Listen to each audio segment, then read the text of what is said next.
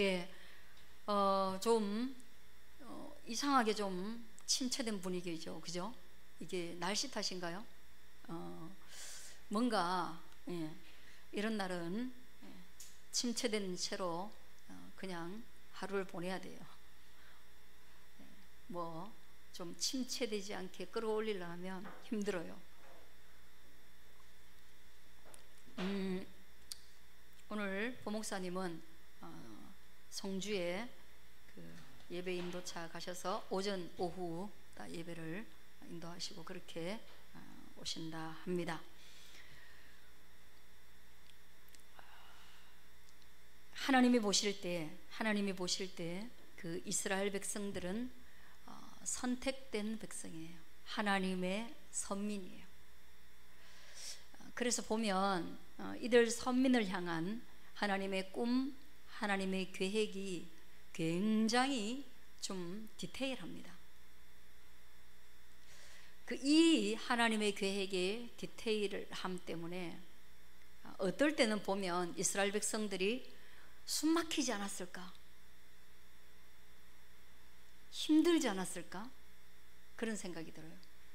왜냐하면 하나님의 뜻을 따라가다 보면 그 자기 뜻을 끊임없이 죽여야 하잖아요. 하나님과 뜻이 일치할 때는 갈등이 없는데 하나님과 뜻이 일치하지 않을 때는 늘 갈등이 오는 거거든요. 그거는 어쩌면 오늘날 하나님과 이스라엘 백성의 갈등은 오늘날 그 남녀의 갈등보다 또는 이전 세대와 다음 세대의 갈등보다 또는 타 민족 간의 갈등보다 크지 않았겠는가? 왜? 하나님은 이스라엘과 동거하기를 원했거든요. 잠시의 별거도 허락되지 않았거든요. 그렇게 힘든 거죠. 그러기 위해서 하나님이 하신 일이 애굽에서 그들을 구원해 내신 겁니다. 이 놀라운 구원의 은혜를 인해서 이스라엘 백성들은 그 하나님의 영광스러움을 받기 때문에 자기 뜻을 굽힐 수 있을 줄 알았거든요. 또 사실은 우리가 보면 객관적으로 보면 좀 굽혀야 되잖아, 그죠? 그쯤 되면 좀 굽힐 수 있지 않겠어요? 그렇지 않겠어요? 그러나 여러분 아시다시피 어떤 큰 은혜를 입어도 인간은 절대로 자기 뜻을 굽히는 게 쉽지 않습니다. 부모님이 뭐 적게 해줘서 자녀들이 덤비는 거 아니거든요.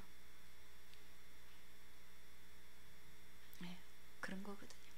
그래서 이스라엘 백성들이 그렇게 굽힐 수 있도록 놀라운 애굽에서의 기적을 통해서 그리고 홍해가 갈라지는 기적을 통해서 이제 그들은 어디에 서 있는 겁니까?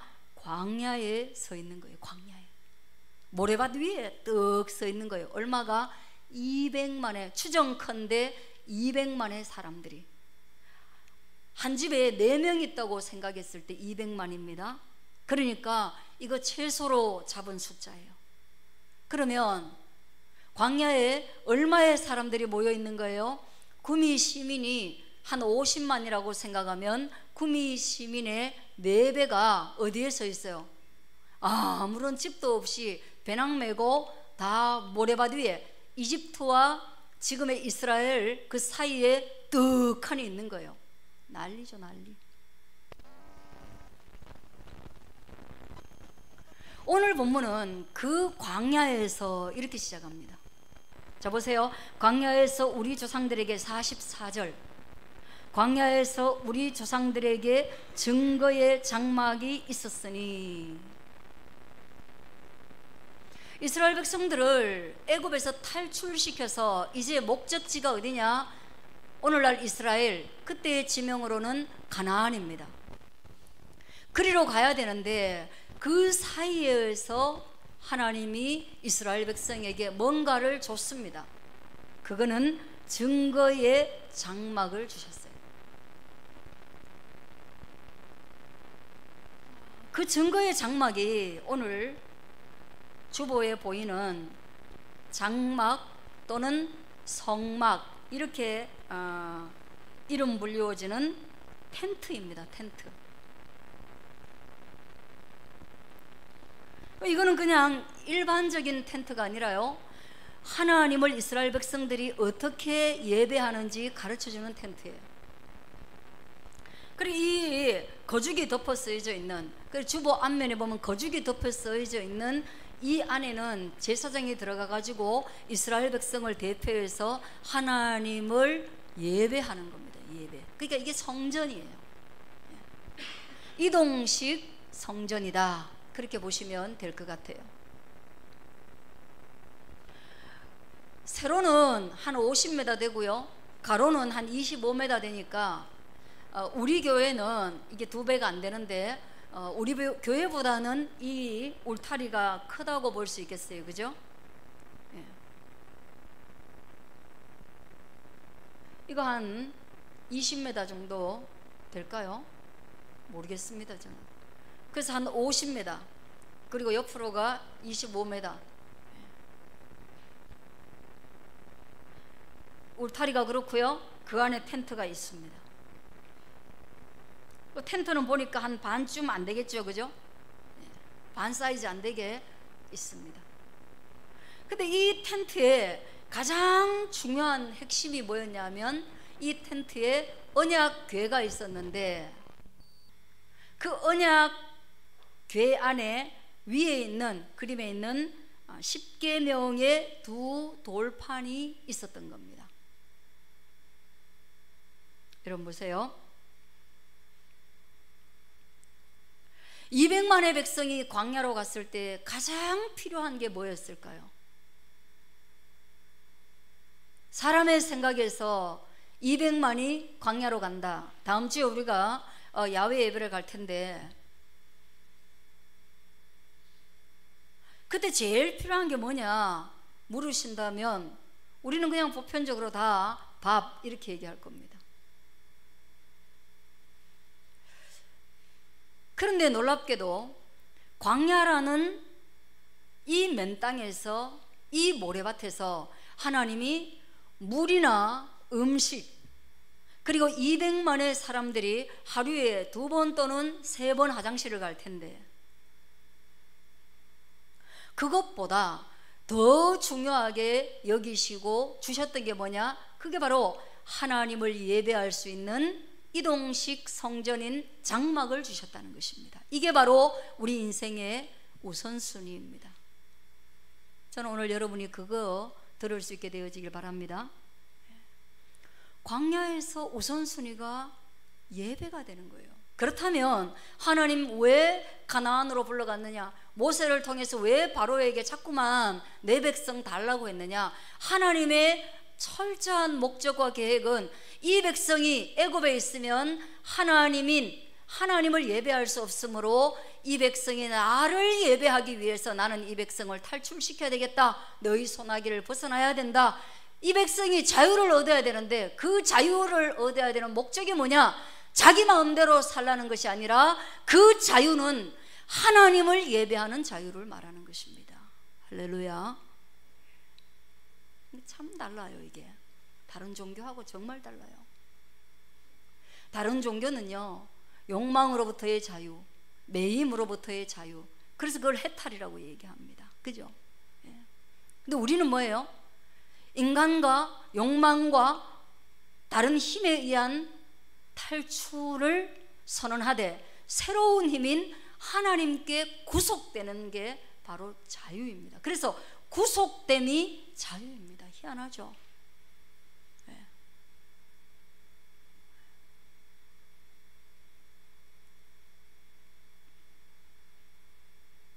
그래서 하나님이 광야에 가자마자 떡을 주신 게 아니라 영혼의 떡인, 사람이 떡으로만 살 것이 아니요 하나님의 입에서 나오는 말씀으로 살 것이다. 이래서 하나님이 모세를 시내 산으로 불렀어요.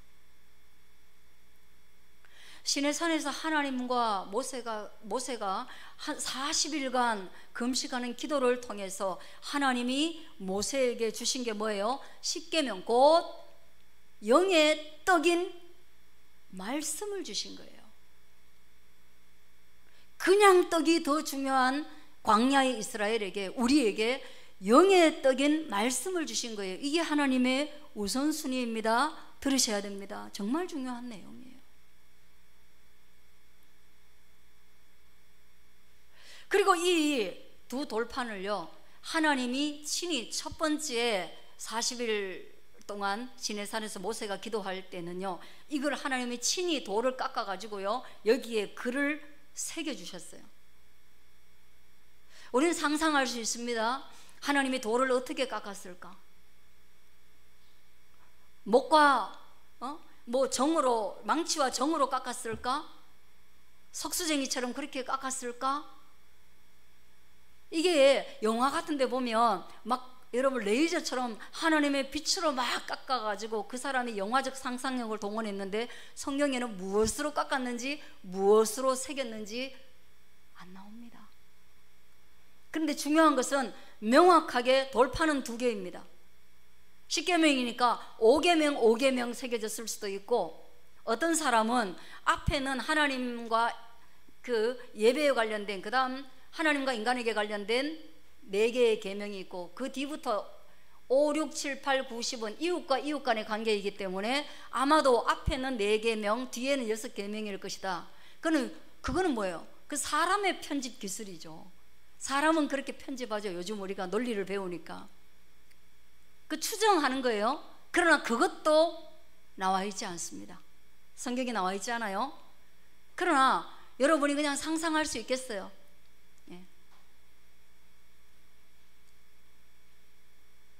그렇게 해서 두 돌판을 줬습니다. 우리가 지금 기독교 서점에 가면요, 요 두 돌판을 중간에 장석을 이어가지고 이렇게 펼치게 되어 있거든요. 그런데 실제로 그렇게 하면 하나의 돌판이자 연결된 거죠. 근데 두 돌판입니다. 그럼 크기는 얼마나겠느냐? 크기를 한번 생각해 볼 수 있습니다. 모세가 이 첫 번째 돌판을 받아와 가지고요, 한 40일 동안 산 위에서 막 안 내려오니까 밑에 있는 200만의 사람들이 지도자가 없이, 먹을 게 없으니까 광야로 나오긴 나왔는데, 식민에서 탈출해서 자유인이 되었는데 솥을 걸어놓고 밥을 해 먹을 수가 있나요? 땅에 뭘 심어가지고 거둘 수가 있나요? 난리가 났습니다. 모세가 없는 동안에. 그러니까 사람들이 의견을 모았습니다. 와, 큰일 났다. 모세는 내려오지도 않고 우리는 이 광야에서, 이 사막에서 이 200만에 이거 태어난 자식들도 있을 텐데 우리는 다 죽게 생겼구나 해서 사람들이 의논해서 만든 게 뭐냐? 안 되겠다. 우리가 우리의 신을 다시 만들자. 그래가지고 모든 금붙이나 이런 것들을 모아가지고 금송아지를 만들어서, 송아지가 눈에 보이게 해놓는 거예요. 왜? 너무너무 불안해갖고. 왜 불안해요, 여러분? 모든 불안은 모름에서 오는 겁니다. 모름에서 오는 거예요.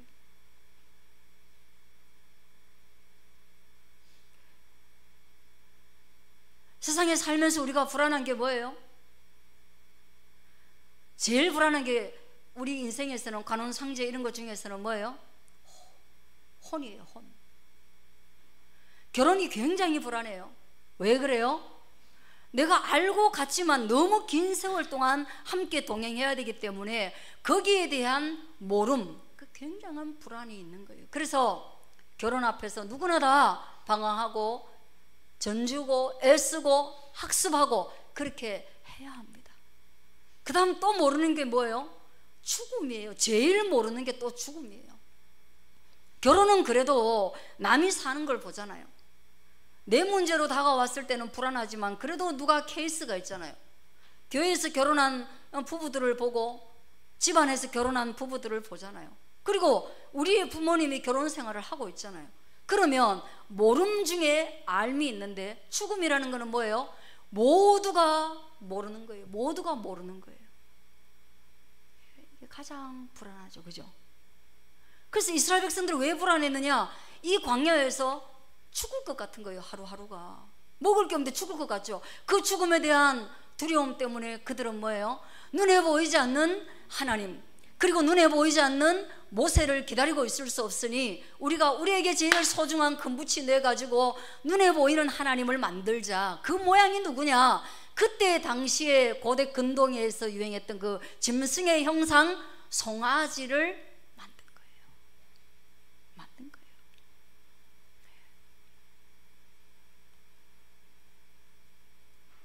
그게 뭡니까 여러분?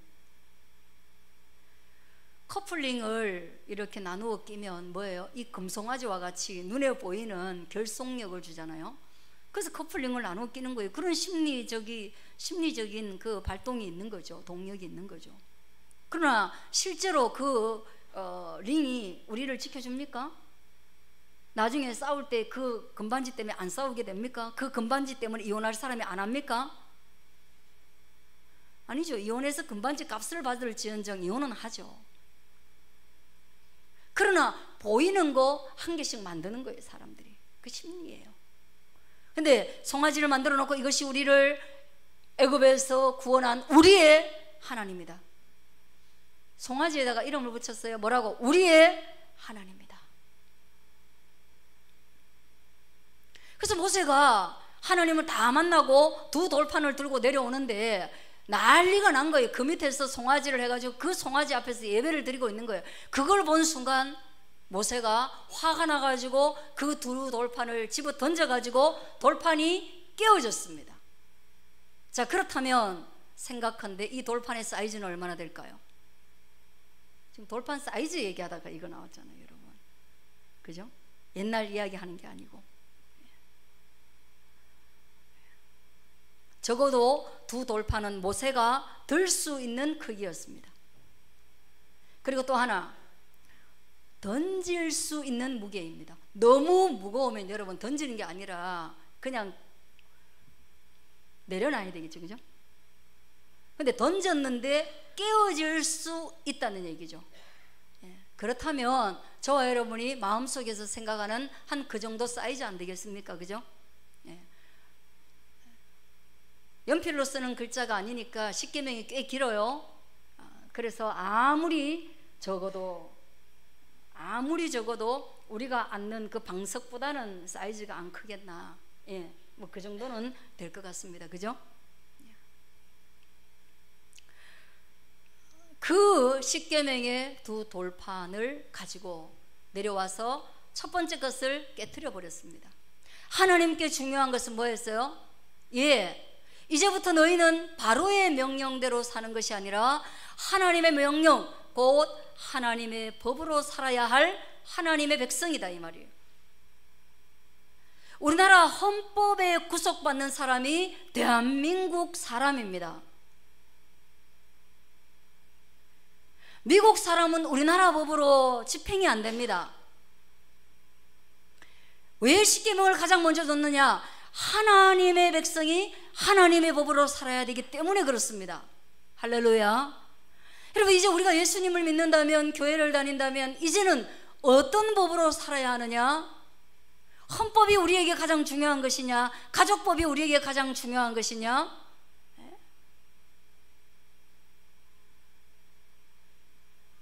하나님의 법, 예수 그리스도께서 우리에게 보여주신 그 사랑의 법이, 성경이 우리에게 가장 큰 법이 된다라는 사실을 믿을 수 있게 되어지기를 바랍니다. 그렇게 깨져버렸어요. 이제 이게 중요한 거예요. 하나님께 중요한 거고, 이스라엘 백성은 그게 중요한 거예요. 이스라엘 백성은 광야에서 먹고 사는 게 중요한 것이고, 하나님은 하나님의 법을 지키는 게 중요한 것이에요. 완전히 벌써 달라요. 그래서 모세가 두 번째, 이거 다 깨졌으니까 어찌할까요? 그러니까 모세 또다시 올라가야 되는 거예요. 시내산에. 참 백성은 잘못했는데 고생은 누가 하냐? 모세가 합니다. 그리고 그 두 돌판이 깨어지는 순간에 심판이 임하여서 성경에는 보면 그날에 3,000명, 4,000명이 죽어버립니다. 징계가 이루어지죠. 율법은 징계를 겸합니다. 법은 우리가 지켜야 될 도리이기 때문에 지켜졌을 때는 복이 있지만 지켜지지 않았을 때는 뭐가 있다? 벌도 따르는 것입니다. 법은. 그래서 하나님이 다시 올라와라. 그런데 문제는 뭐냐? 하나님이 이렇게 말씀하십니다. 올라올 때 내가 그 전에 준 돌판 모양을 똑같이 만들어 가지고 들고 와라, 이렇게 됩니다. 그러니까 첫 번째 돌판은 깨는 것도 하나님이 깨시고 글도 하나님이 새기셨는데, 두 번째 다시 올라가 가지고 40일간 있을 때 그때 돌판은 뭐예요? 깨가지고 만들어서 간 거는 모세와 다른 사람들이에요. 그리고 그 빈 공책을, 돌 공책을 들고 올라가 가지고 새기는 건 누가 새겼다? 하나님이 새겼습니다. 여러분, 고고학적으로 보존의 가치는 어떤 게 더 있을까요? 첫 번째 게 더 있어요. 하나님이 깨시고 하나님의 친서, 그리고 하나님의 제작. 두 번째는 인간의 제작, 하나님의 친서. 그렇게 되는 거예요.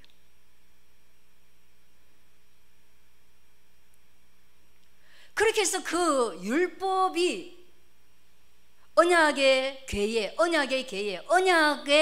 언약을 상징하는 그 박스에, 궤라는 건 뭐 박스에 그냥,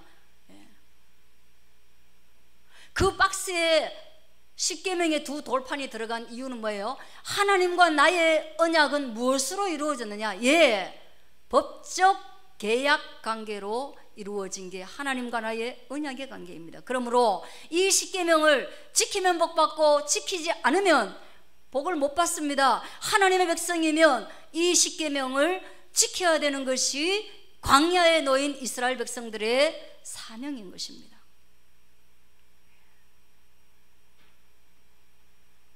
그래서 여러분, 우리 있잖아요, 그 하나님 말씀 우리 허투루 듣고 배우는 게 아니라 우리가 들었으면 실천해 가야 되는 거예요. 아시겠죠?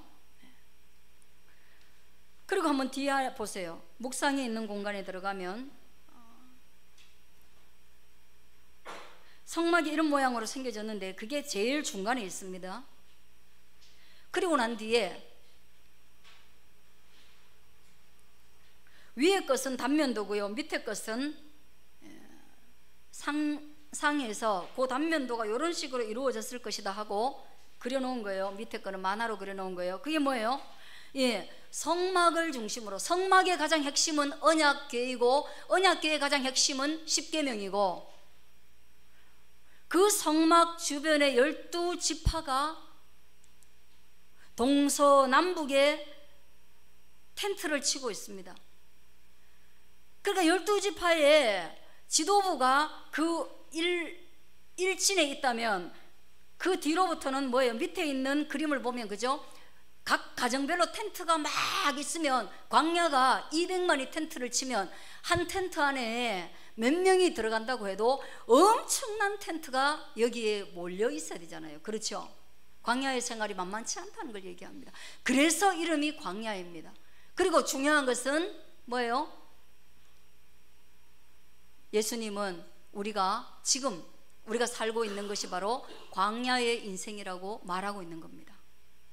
그리고 우리 삶이요, 가볍지 않다는 거예요.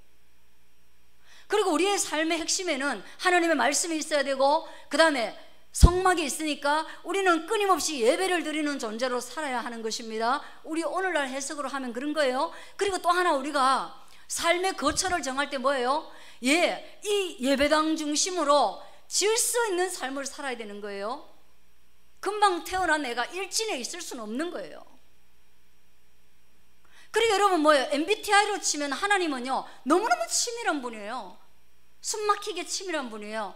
아유, 생각대로 하는 하나님 아니에요. 감정대로 하는 하나님 아니에요.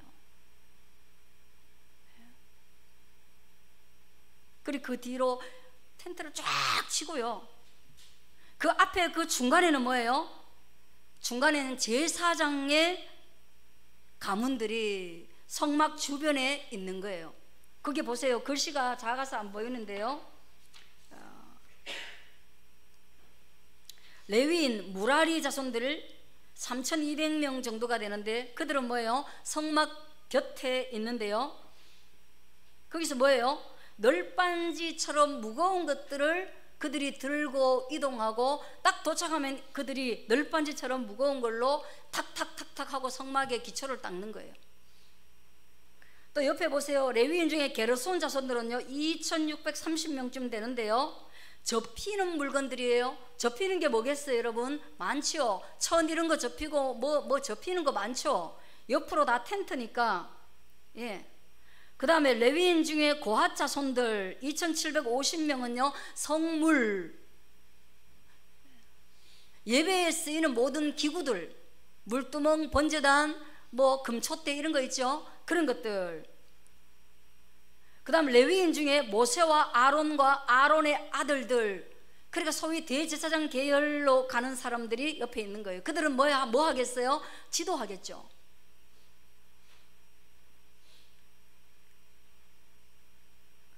그래서 믿음의 사람들의 삶의 구성은 뭐예요? 예배당 중심, 말씀을 증거하는 지도자 중심, 그 다음 우리의 각자 부름받은 처소 가운데서 거기에서 조직의 리더십 중심, 그리고 뒤로 이렇게 가는 거예요. 그러니까 하나님이 상화도 없고, 예? 교수가 가르치는데 학생이 다리 꼬고 앉거나 누워가지고 수업 듣고 뭐 이런 거, 옛날에 미국에는 뭐 그렇다고 해가지고 충격이었는데 그런 거 그렇게 좋은 거 아니에요. 아버지와 아들이 니네라고 부르고 이런 거 좋은 거 별로 아니에요. 질서는 있어야 합니다. 그래서 미국 사람들이 영국에서 탈출해가지고 미국으로 가가지고 맨 먼저 지은 게 교회였습니다. 그리고 그 교회를 중심으로 마을을 만들었습니다.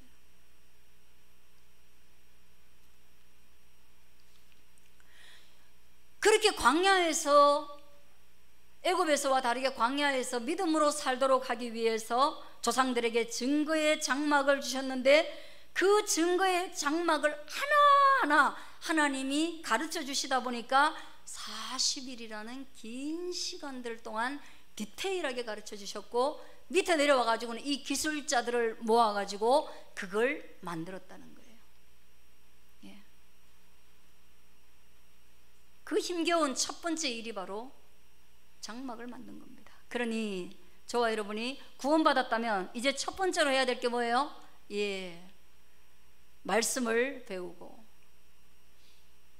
그리고 이 말씀을 중심으로 내가 어떻게 살아가야 될지 인생을 설계하는 것, 내가 어떤 진에 속하여서 어떤 역할을 하며 살아야 되겠다라는 것을 결정하는 것, 이게 바로 광야를 걸어가는, 인생이 광야인데 이 광야를 걸어가는 우리들의 숙제입니다. 저는 그것이 오늘 또 이 본문의 말씀을 통해서 우리 마음에 새겨지기를 주의 이름으로 축원합니다. 기도하겠습니다.